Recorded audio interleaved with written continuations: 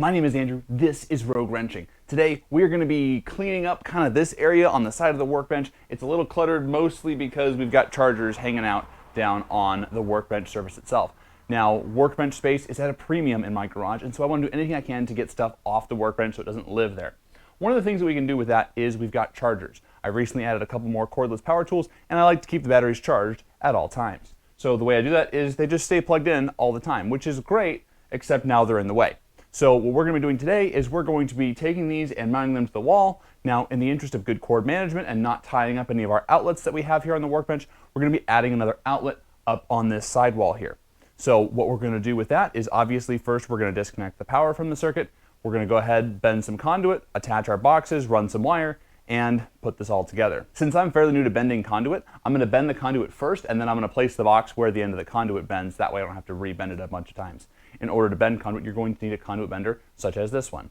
It's pretty straightforward to bend the conduit. Simply hook the bender on and pull. Once the conduit is in place and roughly the correct size, we're going to use a Milwaukee hacksaw to cut it to length. Once it's cut to length, there are ends that will attach to the existing box and the new box, and we're going to install those in the boxes first, and then we're going to put them on the ends of the conduit. Once the conduit is run between the two boxes, we're going to go ahead and anchor the first box to the wall. Now in this case, I'm anchoring this box in an orientation where the outlets are facing down. That way I can minimize how far off the wall it sticks with cords plugged into it. We're going to wire up the additional outlet in parallel with the outlets that are already here. So to do that, it's pretty straightforward. All you got to do is attach your ground, neutral, and hot wire in the existing outlet, run them up through the conduit, and then attach them to your new outlet.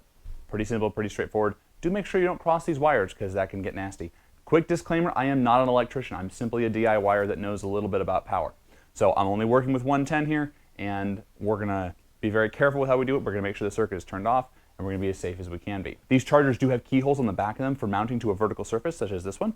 So all we're going to do is we're going to take a tape measure, we're going to measure across those, mark them on the wall, punch 2 screws through, and hang the chargers. Once the chargers are hung, we're going to do a little bit of cable management with some zip ties and tuck everything in nice and neat.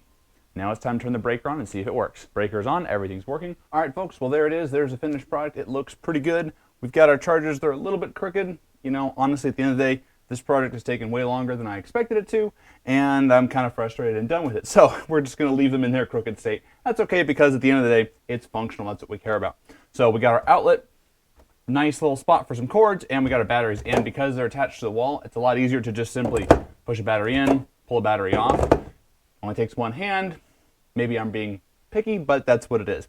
So this project is complete. Give this video a thumbs up if you liked it, and drop a subscribe if you haven't already, and we'll see you guys in the next video.